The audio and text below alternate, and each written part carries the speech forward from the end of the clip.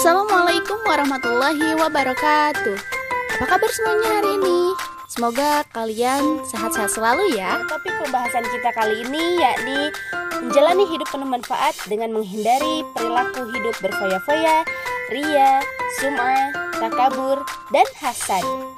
Adapun materi pembahasan kita pada pertemuan kali ini yaitu pertama, mengetahui pengertian dari sikap hidup berfoya-foya. Kedua, mengetahui landasan atau dalil dari sikap hidup berfoya-foya. Ketiga, mengetahui dampak negatif yang dihasilkan dari sikap hidup berfoya-foya. Dan yang terakhir, mengetahui cara menghindari sikap hidup berfoya-foya dalam kehidupan sehari-hari.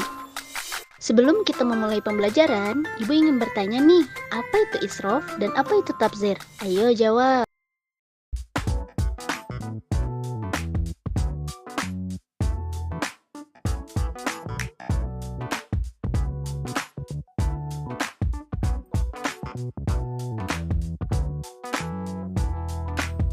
Agama Islam tentu saja melarang perilaku israf atau perilaku berlebih-lebihan dan melampaui batas, serta perilaku tabzir, yakni perilaku boros dalam membelanjakan setiap harta yang kita punya, karena kedua perilaku tersebut merupakan perbuatan setan.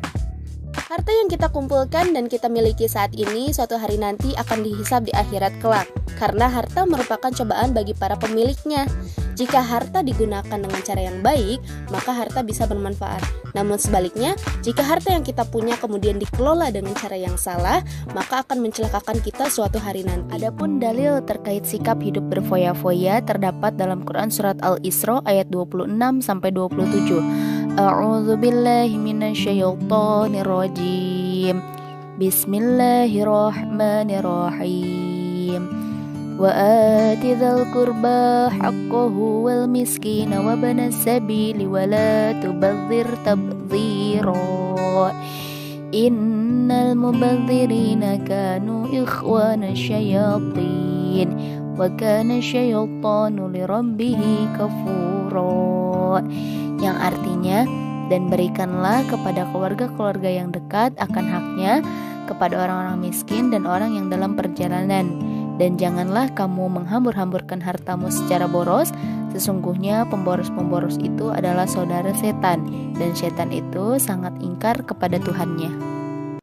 Apa dampak negatif dari sikap berfoya-foya yang sesuai dengan gambar tersebut? Di bawah ini, manakah jawaban yang benar?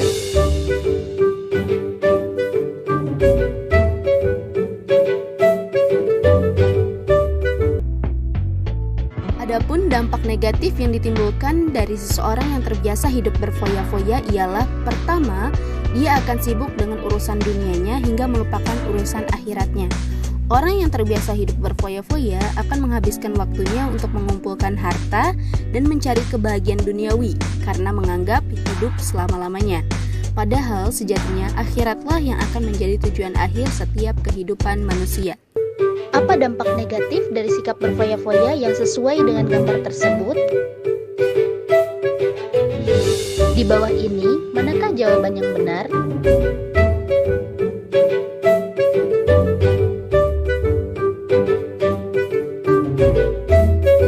Dampak negatif yang kedua dapat menimbulkan sifat iri, dengki, dan juga pamer. Kebiasaan hidup boros dengan membelanjakan harta yang dimiliki secara berlebihan akan menimbulkan sifat pamer karena ingin orang lain menyanjung apa yang dimilikinya. Dari sifat pamer inilah kemudian akan memicu rasa iri dan dengki pada orang lain, sehingga dapat menimbulkan konflik di tengah-tengah masyarakat. Apa dampak negatif dari sikap berfoya-foya yang sesuai dengan gambar tersebut?